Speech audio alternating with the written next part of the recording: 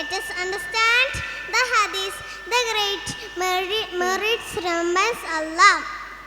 قال رسول الله صلى الله عليه وسلم كلمتان خفيفتان على اللسان ثقيلتان في الميزان حبيبتان إلى الرحمن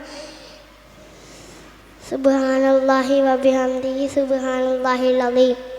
The Prophet sallallahu alaihi wasallam said there are two expressions which are very easy for the tongue to say, but they are very heavy on the balance and are very dear to Allah, and they are Subhanallah wa bihamdihi and Subhanallahil Azim, increasing the remembrance of Allah is an obligation on us